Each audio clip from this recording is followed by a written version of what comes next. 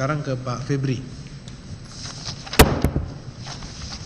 Baik ya, di awal persidangan saudara sudah menyatakan bahwa benar ya, saudara sudah mengakui pernah menjadi advokat atau pengacara, penasihat hukum dari terdakwa, para terdakwa, 3 terdakwa ini setelah penggeledahan atau sebelum penggeledahan? Izin saya jelaskan yang mulia. Iya, enggak, di Jawa aja yang saya tanyakan. Ya. Saudara menjadi penasihat sebelum penggeledahan. Sebelum penggeledahan. Sebelum. Okay. Ya kan, saya nanti akan. Jadi sebelum penggeledahan itu Menteri, dalam hal ini Menteri Pertanian, sudah diadakan penyelidikan oleh KPK. Betul, pada benar, tahap ya? penyelidikan. Sudah tahap penyelidikan oleh KPK. Sepengetahuan saudara, penyelidikan hal apa? Waktu itu penyelidikan terkait dengan ada disebutnya ya di surat itu dugaan gratifikasi atau hal-hal penerimaan lainnya di Kementerian Pertanian. Oke, baik ya. Jadi awalnya jalan ceritanya saudara menjadi pengacara atau advokat dari terdakwa, saudara diminta ya secara langsung. Ya, saya dihubungi waktu itu oleh sekitar sebelum pertengahan Juni 2023. Juni 2023. Ya. Jadi tahun saudara lalu. Dihubungi oleh? Saya dihubungi oleh Pak Kasdi pada saat itu. Oke. Dan kemudian diminta untuk datang ke kantor Kementerian Pertanian dan barulah di sana disampaikan apa persoalan hukum yang dianggap Pak Kasdi terjadi dan permintaan pada kami untuk menjadi penasihat hukum. Oke, permintaan saudara kan? Baik. Tadi sebelum saudara menjadi advokat, saudara pernah enggak bertugas di KPK? Saya pernah bertugas di KPK sekitar kurang lebih 7 tahun. Dari 2013 sampai dengan Oktober 2020. Oktober 2020, saudara berdinas di KPK, jabatan saudara sebagai? Pada saat saya masuk, saya di Direktorat Gratifikasi KPK. Kemudian 3 tahun yang kedua saya di Biro Humas KPK. Biro Humas ya? Biro Humas. Sampai saudara tidak bertugas lagi di KPK? Ya, Oktober 2020 saya pamit dari KPK. Setelah itu saudara beralih menjadi pengacara? Saya sudah disumpah dan diangkat sebagai pengacara sejak tahun 2013. Sebelum masuk KPK. Baik. Pada saat di KPK kemudian saya tidak aktif. Setelah keluar dari KPK barulah kemudian saya urus izin lagi dan membuka kantor. Baik, membuka kantor. Sehingga itu saudara dipanggil untuk menjadi penasihat hukum ya oleh Kasdi tadi. Iya, pada tahun 2023. Seperti itu. Kemudian apakah waktu saudara itu kan sudah baru tahap penyelidikan?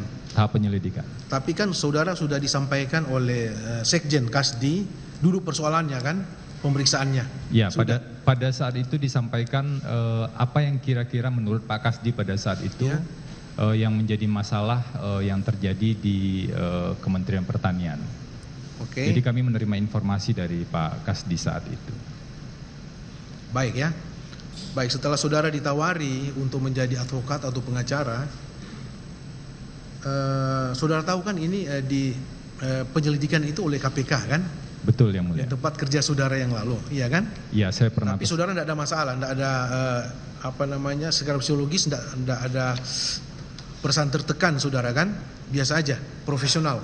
Kalau boleh saya jelaskan sedikit yang mulia. Jadi sebenarnya ada banyak pihak yang meminta kami sebelumnya untuk jadi kuasa hukum dalam kasus yang ditangani KPK sejak 2020. Tapi pada saat itu saya memandang harus menjaga minimal ada waktu tenggang begitu. Untuk tidak menangani perkara yang karena standar di beberapa negara seperti itu minimal 2 tahun begitu yang mulia. Seperti itu. Dan saya menjalankan tugas sebagai advokat saja sejak itu Juni 2020. Itu pertanyaan saya kan, saudara yang jelas saudara tidak ada beban waktu menerima permintaan dari tawaran dari Sekjen untuk menjadi pengacara. Benar yang mulia. Untuk perkara yang ditangani oleh KPK kan begitu, lagi disidik oleh penyelidikan oleh KPK. Baik, itu tidak masalah. Jadi yang penting saudara tidak ada tertekan lah situ, intinya gitu. Kemudian saudara setuju ya, kontrak kan tentunya. Ya, ada pada kontrak saat kerja kan? Ya, betul yang mulia. Kapan? Beberapa hari kemudian. SKK surat kuasa khusus itu tertanggal 15 Juni 2023. Oke. 15 Juni ya. Juni 2023. Oke, saudara sah menjadi pengacara, kan gitu. Kemudian kan tentunya saudara sudah tahu hak dan kewajiban saudara sebagai pengacara kan ada, sudah ada diatur oleh Betul yang mulia. masuk kode Di etik Undang-Undang sebagai Advokat. pengacara kan gitu. Kode etik pengacara kan sudah ada. Benar yang mulia.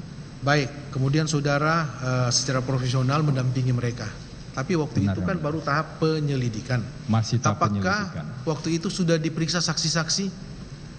Pada saat itu yang saya ketahui yang belum dipanggil saat itu hanya Pak Sarul saat itu, karena ini saya ketahui karena ada surat undangan klarifikasi dari KPK dan pada akhirnya sesuai dengan saran kami agar kooperatif, Pak Sarul datang pada saat itu memenuhi undangan tersebut. Bentar ya, yang pertanyaan saya tadi, waktu saudara ditawari oleh Sekjen ya sebagai pengacara, apakah waktu itu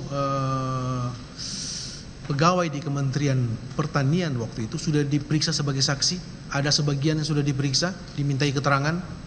Sepengetahuan penyidik? saya tidak ada lagi pegawai yang diperiksa setelah kami masuk itu yang mulia. Artinya tentu tidak ada lagi. Dari Berarti informasi, sudah pernah diperiksa mereka semua? kemungkinan seperti itu yang mulia. Sudah diperiksa semuanya ya, termasuk Kasih Subagiono dan Muhammad Hatta. Dari informasi yang kami terima dari para klien demikian. Ya. Tapi yang waktu itu yang belum sempat diperiksa sebagai saksi adalah menterinya SEL. Yang belum sempat memberikan keterangan Pak Sarul pada saat itu. Waktu itu ya. Itu kan baru penyelidikan. Kemudian dari saksi kemudian menjadi tersangka itu kapan? Kalau dari pengetahuan saya, Iya. dari informasi yang kami terima dari para klien itu setelah SPDP diterima. Iya. Sekitar Yang pertama sekali menjadi tersangka siapa? Seingat saudara. saya tidak tahu persis, tapi Di antara bertiga ini atau bersamaan atau Kasdi duluan atau Muhammad Hatta duluan kemudian menteri menyusul. seingat saya suratnya bersamaan pada saat Bersamaan itu. ya? Sekitar mungkin September 2023. Oke. Jadi setelah semua sudah diperiksa termasuk SEL juga diperiksa waktu itu kan? Pada saat itu sudah waktu diperiksa. SEL diperiksa saudara dampingi? Tidak boleh mendampingi yang mulia. Enggak, waktu itu saudara mendampingi tapi hanya di luar, enggak masuk atau gimana? Tidak mendampingi secara langsung karena di penyelidikan kan memang tidak boleh. Iya. Maka kami tentu saja pada saat itu di luar ruangan? kantor, di luar gedung, di kantor lah pada Oke. saat itu. Enggak mendampingi sampai pemeriksaan kan? Benar yang waktu mulia. itu. Sesuai aturan Sebentar KPK. ya. Jadi waktu itu berapa orang yang menjadi kuasa hukum waktu itu? Saudara? Siapa lagi teman saudara? Dari tim saya, dari kantor itu ada 8 orang. Tapi saya juga mengetahui ada tim penasihat hukum lain yang juga menjadi penasihat hukum seperti Oke. itu yang mulia. Selain saudara siapa lagi yang saudara ingat teman saudara yang lain? Kalau dari kantor Yang saya, pernah di KPK waktu itu bersama saudara? saya dan Rasa Mala Aritonang, kemudian beberapa asisten lawyer dan asisten lawyer. Aritonang siapa lagi? Yang Yang pernah di KPK hanya kami berdua. Oh hanya kami, saudara berdua ya. Ini Pak Aritonang ini apa? Penyidik? Bukan, dulu terakhir di Biro Hukum menjabat sebagai Kepala Bagian Perancangan Peraturan Perundang-undangan. Baik. Hanya kalian berdua ya? Hanya berdua yang. Oke. Singkat cerita ya, berjalannya waktu, kemudian SEL sudah diperiksa sebagai saksi, kemudian setelah penyidikan berubah ya menjadi tersangka. Benar, 3 orang yang mulia. tersangka, benar. 3 orang tersangka. Jadi saudara masih tetap mendampingi. Sempat ketika penggeledahan terjadi pada akhir September 2023, kami sudah mengetahui, saya sudah mengetahui kalau KPK melakukan penggeledahan itu sudah penyidikan dan pasti sudah ada tersangka. Itu pengetahuan saya saat itu. Oke. Sehingga menurut kami saat itu surat kuasa khusus pendampingan di tahap penyelidikan sudah selesai karena dugaan kami KPK sudah masuk di penyidikan, tapi kami belum dapat informasi resmi. Penggeledahan itu sudah muncul di pemberitaan media pada saat itu. Baik. Bentar ya, saya balik lagi ya. Saudara setelah menerima surat kuasa khusus ya untuk mendampingi 3 terdakwa ini, apakah saudara intens berkomunikasi dengan terdakwa nih, SEL? Tentu saja yang mulia. Saya intens, profesional. Tadi kan sudah saya profesional, intens bekerja, mendampingi beliau. Kemudian ini sebelum penggeledahan ya. Sebelum penggeledahan, apakah saudara mengetahui waktu SEL ada tugas dinas ke luar negeri? Iya, saya mengetahui. Tahu ya, saudara? Mengetahui tugas ke luar negeri. Apakah sebelum itu saudara sudah mendapat informasi enggak yang saudara dapat ya, yang masuk ke saudara bahwa akan ada penggeledahan? Oh, tidak pernah. Tidak tahu. Saudara tidak tahu sama sekali ada penggeledahan pada saat menteri ke luar negeri ya? Pada saat itu Pak Sarul di luar negeri menjalankan tugas. Seingat sepengetahuan saudara, berapa hari waktu Sarul ke luar negeri kemudian adanya penggeledahan? Saya tidak tahu persis, tapi sudah di luar negeri selama beberapa hari pada saat itu. Baik. Yang mulia. Pada saat penggeledahan, apakah saudara diberitahu atau ada penyampaian akan ada penggeledahan di klan saudara di rumah dinas Wican? Tidak pernah. Tidak. Saya tahu dari pemberitaan media. Sore atau malam mungkin saya baca ya. Setelah penggeledahannya, benar sebagaimana yang dijelaskan tadi dari Kamis malam, kan saudara pasti mengikuti, kan saudara kan masih penasihat hukum mereka. Itu benar, sampai hari Jumat pas. Saya tidak mengetahui kapan penyidik masuk dan selesai. Berakhir ya? Saya tidak mengetahui. Yang saya ketahui dari pemberitaan pada malam itu KPK melakukan penggeledahan. Itu yang saya ketahui yang mulia. Barulah kemudian besoknya ada pemberitaan lagi terkait dengan biasanya kan KPK memang menyampaikan informasi perkembangan kegiatan. Iya, jadi saudara ikut dari media ya? Dari pemberitaan media ya. Pemberitaan media saudara tahu memang benar ada penggeledahan. Betul. Sebagaimana saya juga dengar waktu itu kan memang disebutkan ada uang yang digeledah sekian miliar. Di pemberitaan. Kan? Tahu kan? Ada yang digeledah itu senjata api. Iya, dari pemberitaan saya baca juga. Ada juga. Beberapa senjata api dan ada yang lain. Dokumen-dokumen yang lain yang kami tidak, yang jelas itu diberitakan kan, intinya itu. Kemudian saudara kan selama intens tadi kan berkomunikasi dengan 3 terdakwa ini, apakah saudara mengetahui setelah itu ya bahwa memang benar ada sharing atau pengumpulan uang di Kementerian Pertanian? Sudah dengar enggak saudara waktu itu? Izin yang mulia, sebelum saya menjelaskan, mungkin agar ini jadi concern, karena saya punya kewajiban hukum juga. Iya, saya ngerti, tapi kan secara pengetahuan saudara waktu itu sudah mendengar atau tidak, itu aja.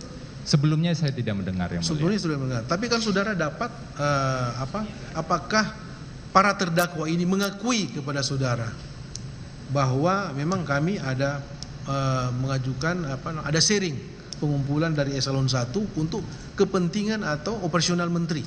Sebelum saya jawab, mohon izin yang mulia, saya diberikan kewajiban hukum di pasal 19 Undang-Undang Advokat. Benar, saya ngerti.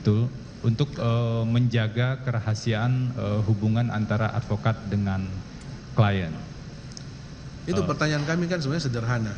Apakah waktu itu terdakwa Syahrul Yassin Limpo, terdakwa Kasih Subagiono maupun terdakwa Muhammad Hatta sudah menyampaikan kepada saudara hal demikian atau tidak, atau memang disampaikan tapi saudara tidak bisa ngomong di persidangan ini?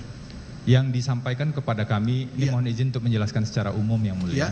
Yang disampaikan kepada kami ada proses penyelidikan yang sedang berjalan di KPK. Yang dituduhkan, yang dituduh. Ya, dengan sangkaan kan disuratkan bunyi itu yang mulia, surat panggilan gitu ya. Itu yang pertama. Yang kedua, kemudian yang disampaikan para klien pada kami tentu di kesempatan yang terpisah, ada beberapa isu-isu dan persoalan-persoalan hukum yang diduga terjadi di Kementerian Pertanian. Baik. Nah, tentu saja itu kami identifikasi dan kami pelajari lebih lanjut. Baik. Gitu. Tadi saudara mengatakan bahwa waktu saudara menjadi penasihat hukum itu pegawai di Kementerian Pertanian, ya, Eselon 1 dan lain-lain itu sudah diperiksa sebagai saksi, ya kan? Betul. Apakah saudara pernah enggak punya inisiatif atau sudah melaksanakan untuk menemui saksi-saksi yang sudah diperiksa oleh KPK waktu itu? Ada enggak yang saudara temui di antara pegawai Kementerian Pertanian? Pada saat itu karena ada beberapa persoalan isu hukum yang disampaikan, kemudian kami tentu mengatakan mohon kami dibantu diberikan salinan-salinan dokumen atau keterangan-keterangan dari pihak-pihak yang mengetahui persoalan hukum tersebut. Iya. Nah, dalam konteks itulah kemudian kami melakukan semacam proses analisis secara hukum, menyusun draft legal opinion atau pendapat hukum. Iya. Ada informasi dari dokumen-dokumen, seingat saya lebih dari 20-an. Pertanyaan saya, apakah saudara menemui enggak saksi-saksi yang sudah pernah diperiksa oleh KPK? Itu pada saat saya ketemu dengan Pak Kasdi, ada beberapa orang pegawai Kementerian Pertanian yang sudah ada di ruangan dan kemudian mereka menyampaikan informasi yang mereka ketahui. Sudah diperiksa sebagai saksi di KPK? Saya pada saat itu tidak mengetahui secara persis, tapi yang pasti saat itu karena kami meminta kan siapa yang mengetahui persoalan-persoalan ini, maka dihadirkanlah beberapa orang yang itu pada saat kami datang mereka saudara sudah ada. Saksi, saudara bertanya ke siapapun di kementerian untuk bahan pembelaan saudara tentunya kan kepada Kadis tidak masalah. Tapi yang jadi masalah ini apabila saudara sudah mengetahui bahwa mereka ini sudah menjadi saksi dalam perkara ini dan sudah membuat BAP di penyidik KPK, kemudian saudara mempengaruhi mereka. Nah, itu yang jadi masalah, Pak. Tapi kalau saudara memang benar-benar tidak tahu bahwa mereka ini belum sempat diperiksa oleh penyidik KPK, tidak masalah saudara minta keterangan dari mereka untuk bahan pembelaan. Pertanyaan saya, apakah waktu saudara masuk ke ruangannya Kasdi Subagiono dan ada orang, stafnya 3 orang itu, apakah saudara pastikan bahwa saudara tahu atau tidak mereka ini sudah menjadi saksi dalam perkara ini? Ada yang saya tidak ketahui, tapi kemudian ada yang saya ketahui itu sudah pernah dimintakan keterangan di penyelidikan. Itu yang pertama yang mulia, dan yang kedua sama sekali tidak pernah ada upaya atau tindakan kami mempengaruhi saksi. Yang ada adalah kami menerima informasi dari pihak-pihak tersebut, pegawai Kementan. Kenapa? Karena kami diminta oleh klien kami membuat pendapat hukum. Kalau kami membuat pendapat hukum dari isu-isu hukum itu tentu kami butuh informasi-informasi apa adanya. Dan itu kami tuangkan secara objektif dan apa adanya di draft pendapat hukum tersebut. Begitu yang baik mulia. Ya. Kemudian selanjutnya kan tadi saudara sudah jelaskan kemudian meningkat menjadi penyidikan dan sudah ada tersangkanya ya. Tersangkanya bersamaan para terdakwa ini. Apakah saudara masih menjadi advokat atau pengacara? Kalau dihitung dari mulai sprindik atau sejak penggeledahan begitu, kami baru mendapatkan surat kuasa itu sekitar 5 Oktober yang mulia. 2023. 5 Oktober 2023. Ini penetapan sudah tersangka semua kan? Pada saat itu sudah tersangka tiga-tiganya. Kemudian berakhir, saudara enggak, sekarang kan enggak lagi terus menyatakan. Sejak kapan saudara benar-benar putus hubungan kerja sebagai pengacara dengan para terdakwa ini? Pada sekitar pertengahan November seingat saya. Pertengahan November 2023. Pertengahan November 2023 ada pencabutan surat kuasa dari Pak Sarul pada saat itu. Oh, bukan, maksudnya begini, dicabut, bukan saudara yang mengundurkan diri. Ya, tentu saya sampaikan dulu ke Pak Sarul bahwa pada saat itu kan kami mulai dicegah ke luar negeri yang mulia. Dan kemudian kami jelaskan kepada Pak Sarul. Pak Sarul, sebentar ya, baik-baik, sebentar ya. Tadi sudah menyinggung bahwa saudara pernah dicegah ke luar negeri oleh atas permintaan KPK. Atas permintaan KPK sejak awal imigrasi November. Ya, imigrasi. Iya, tentu ke imigrasi prosedurnya. Itu sejak bulan apa tuh? Oktober. November awal. November awal. Saudara sudah dicegah ke luar negeri. Ada berapa orang yang dicegah waktu itu, termasuk saudara? Bertiga. Kami bertiga. Termasuk Aritonang. Termasuk Rosamala Aritonang, termasuk satu lagi partner kami yang tidak masuk di tim juga dicegah ke luar negeri. Oh gitu ya, jadi Ya. kalian bertiga. Dicegah ke luar negeri, kemudian setelah saudara dicegah ke luar negeri, saudara komunikasi dengan, konsultasi dengan. Betul, saya datang ke Pak Oke. Sarul, saya besuk Pak Sarul, saya jelaskan begini, Pak Sarul, kami ini kan pernah diperiksa sebagai saksi di tahap penyidikan. Dan ketika Pak Sarul, saya ingat saya tanggal 13 Oktober pada saat itu ya, Pak Sarul ditangkap, dilakukan penangkapan. Saya kan datang ke KPK dan tidak boleh mendampingi Pak Sarul saat itu. Iya. Karena dengan alasan saya pernah diperiksa. Yang kedua, ada eskalasi dan perkembangan di awal November, kemudian saya dicegah bepergian ke luar negeri untuk 6 bulan ke depan. Dan saya bilang ke Pak Sarul, jangan sampai kemudian posisi saya atau posisi kami itu menjadi beban tambahan bagi Pak. Oke, itu alasannya ya. Saya sampaikan seperti itu dan agar Pak Sarul mempertimbangkan pengunduran diri ini dan tindak lanjutnya adalah pencabutan surat kuasa. Baik. Nah, sekarang kenapa saudara dicekal? Itu. Apakah ada hubungannya dengan perkara ini atau tidak? Saya tidak tahu yang mulia. Surat yang kami terima untuk pencegahan ke luar negeri tersebut itu normatif saja, dan penjelasan yang kami baca di media itu juga dalam hal suatu saat dibutuhkan keterangan itu bisa dipanggil begitu atau tidak sedang berada di luar negeri. Tapi perlu juga saya sampaikan yang mulia, selama sekitar 6 bulan tersebut tidak ada panggilan kepada kami sampai dengan pencegahan berakhir sekitar bulan lalu ya gitu. Tapi kami menghormati itu, kalaupun kami dipanggil kami datang. Baik, termasuk di ruang sidang. Saudara mengatakan awal November 2023 itu saudara dicekal ya dalam waktu November awal. November awal berarti berapa kali saudara? Apakah diperpanjang lagi? Tidak ada surat pemberitahuan lagi yang mulia. Tidak ada surat, hanya sekali aja saudara ya? Satu kali, saya menerima surat dari KPK, kemudian saya terima surat dari imigrasi pada saat itu. Sekarang saudara dalam posisi masih dicekal ke luar negeri atau tidak lagi? Saya belum cek ke imigrasi, tapi tidak ada surat soal informasi pencegahan ke luar negeri yang saya terima. Ke luar negeri. Baik, pertanyaan tadi kan saya kenapa saudara dicekal? Karena pemberitahuan apa tadi? Ada hubungannya dengan perkara ini atau tidak? Ya, jika diperlukan keterangan sewaktu-waktu itu kemudian bisa dimintakan. Sehubungan dengan perkara ini kan? Tentu sehubungan dengan perkara ini, betul. Seperti itu ya. Jadi sekarang saudara memang benar-benar sejak dicabut pencabutan surat kuasa saudara tidak mengikuti lagi atau saudara mengikuti? Jadi begini yang mulia, pencabutan surat kuasa kan disebutkan di sana kami tidak bisa mendampingi litigasi begitu. Iya. Kami tidak bisa mendampingi lagi, namun kami juga dilarang ini advokat yang mulia untuk meninggalkan klien dalam keadaan sulit, dan pada saat itu ada permintaan juga pada kami untuk tetap memberikan bantuan, memberikan analisis hukum yang mulia. Begitu. Jadi porsinya lebih ke porsi non litigasi dalam konteks analisa hukum. Tidak ada pendampingan lagi, dan saya tentu tidak lagi bisa besuk begitu. Kalau sebelumnya saya agak rutin besuk Pak Sarul. Karena sudah dicabut, jadi saudara tidak seleluasa pada waktu saudara masih menjadi kuasa kan gitu, intinya itu. Ya. Jadi tidak lagi ya, tidak aktif lah seperti itu. Betul. Akhirnya.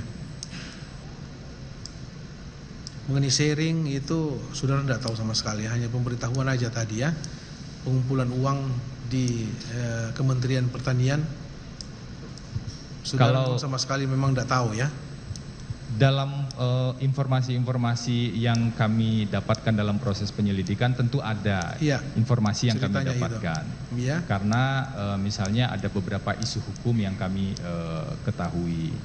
Tapi saya juga mohon arahan dari majelis yang mulia, apakah tepat kalau isi dari pendapat hukum itu kami sampaikan juga di sini mengacu pada pasal 19 tadi yang mulia.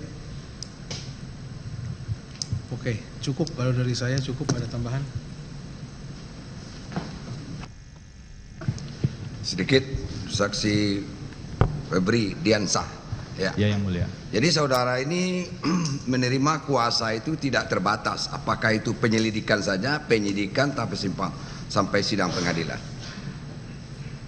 SKK atau surat kuasa khusus tertanggal 15 Juni hanya untuk penyelidikan yang mulia. Ada dituliskan untuk penyelidikan saja. Betul yang mulia. Iya. Betul yang mulia.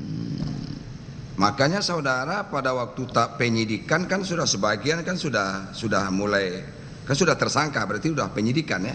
Betul, saya tahu sejak penggeledahan terjadi yang mulia. Penggeledahan itu.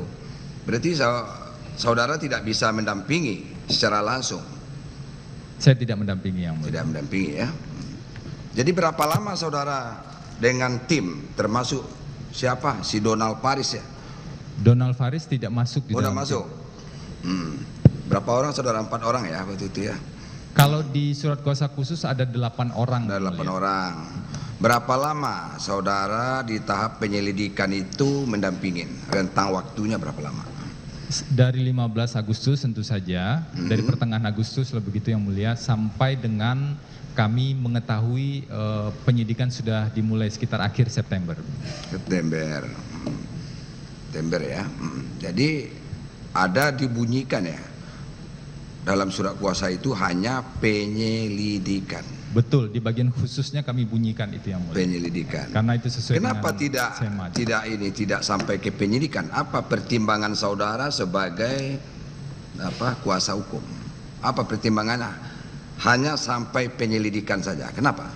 Karena memang sebenarnya kami mengacu ada surat edaran Mahkamah Agung yang mengatur kalau surat kuasa khusus itu harus spesifik, tapi untuk persidangan yang mulia. Dan itu kami terapkan juga.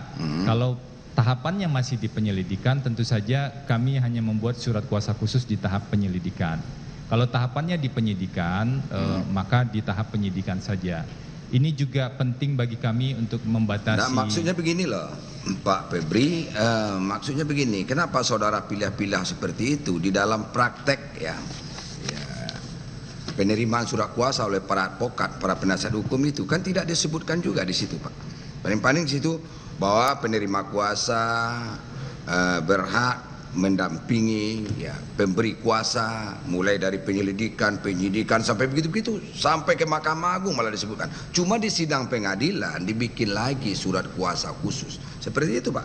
Standar kami tidak begitu yang mulia. Tidak begitu. Tidak begitu ya. Jadi saudara sebutkan penyelidikan saja, tidak sampai penyidikan. Tidak sampai penyidikan. Apakah waktu itu sudah ada niatan dari saudara sebagai penerima kuasa itu hanya untuk tingkat penyelidikan saja atau advis hukum saja kepada para terdakwa ini? Pada saat itu secara faktual memang yang sedang berjalan adalah penyelidikan.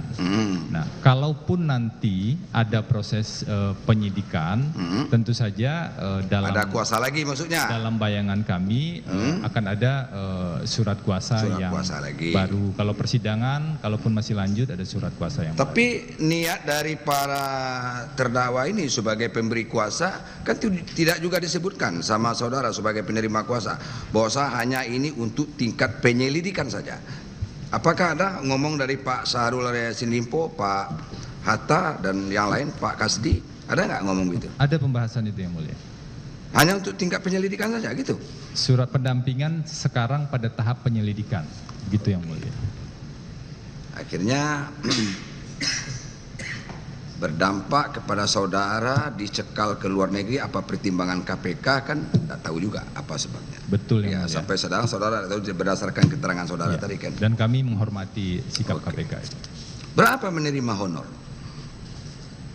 Honorarium itu kami bagi yang mulia, izin menjelaskan. Satu di tahap penyelidikan, kami menerima honorarium ini mengacu pada pasal 21 Undang-Undang Advokat, berdasarkan kesepakatan pada saat itu. Berapa Pak nilainya? Apakah tepat saya sampaikan di sini yang mulia? Ya karena kalau penuntut umum yang tanya, enggak perlu Pak beri jawab. Tetap penasihat hukum bertanya enggak perlu dijawab. Tapi kalau hakim bertanya harus dijawab. Apa dasarnya? Dasarnya pasal 165 ayat 1 KUHP. hakim apa saja boleh ditanyakan kepada saksi. Kenapa saya tanya begitu? Apakah niatan ini datangnya dari saudara atau karena sesuatu keadaan? Itu pertimbangan dari hakim, Pak Febri. Silakan jawab. Berapa jawab? Ini karena berapa aja ya, tidak ada soal, Pak. Dan itu hak saudara, tidak melanggar undang-undang kok itu. Betul yang mulia. Oke, profesional. Silakan jawab. Pada saat itu di tahap penyelidikan yang disepakati totalnya adalah 800 juta rupiah. Berapa? 800 juta rupiah. Untuk 8 orang? Tim kami ada 8 untuk 3 klien yang mulia. 3 klien, 800 juta. 800 juta di tahap penyelidikan. Wajar lah. Advokat nerima itu. Wajar kan? Oke. Dan satu hal izin Ya, boleh silakan, saya tambahkan Pak. yang mulia? Silakan.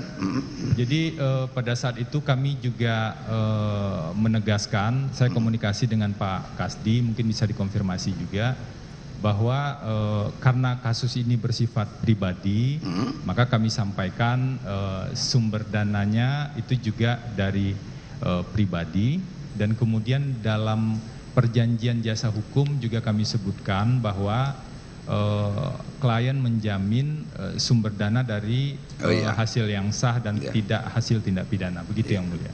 Ya, wajar aja kalau saudara menaruh ya apa namanya nanti dananya dari mana, begitu kan? Ya, kalau saudara menerima itu ya wajar-wajar saja, gitu kan? Tapi dari mana sumbernya kan soal lain lagi, ya. Oke.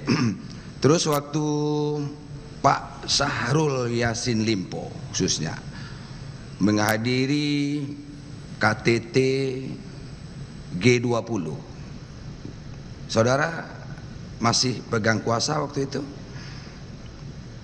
Itu yang September ya yang mulia? Iya, jadi Pak Syahrul Yassin Limpo ini berdasarkan berita dari media massa kan terputus komunikasi, tak bisa dihubungi, masih ingat nggak itu? Masih, ya. Saya masih jadi kuasa saat itu. Ya, masih. Apakah sebelum saudara, penggeledahan ya yang mulia? Ya, apakah saudara bisa menghubungi beliau waktu itu? Pada saat itu, pada saat masih acara yang mulia, pada saat sebelum acara, mungkin saya jelaskan biar agak lengkap. Sebelum acara saya diinformasikan bahwa ada penugasan ke KTT G20 dan saya sampaikan ke Pak Syahrul pada saat itu, Pak, ini Bapak kan dalam saat menjalankan tugas dan untuk kepentingan publik di bidang pertanian. Jadi ada baiknya ketika Bapak berada di luar negeri, informasi-informasi terkait dengan kegiatan pertemuan itu disampaikan ke publik. Dan saya diinformasikan, ada foto, kemudian ada poin-poin pembicaraan dan lain-lain. Ya itulah advis hukum dari penasihat hukumnya. Benar ya, benar kan? Benar ya. Bukan berarti disuruh dia kabur, kan bukan begitu, Pak. Ya. Kegiatannya memang ada saat itu dan iya, kegiatannya ada. Tapi yang ribut di media, kalau media kan belum tentu juga benar, kan begitu. Itu tidak bisa dihubungi lagi Pak Syahrulnya, padahal acara itu resmi gitu ya, begitu Pak? Benar ya mulia. Rombongan lain sudah pulang, kenapa beliau belum pulang, kan begitu? Ya, yang saya kalau di media seperti itu, berarti saudara sebagai penasihat hukum masih bisa menghubungi Pak Syahrul Yassin Limpo khususnya. Ya, saat itu ada update yang saya terima dalam posisi di KTT G20 tersebut. Tapi memang sejujurnya saya juga agak bingung dengan informasi yang berkembang saat itu, karena Pak Syahrul kan tidak pernah dipanggil ya dalam sebelum KTT G20 tersebut untuk pemeriksaan, dan kemudian ketika sedang menjalankan tugas diisukan hilang.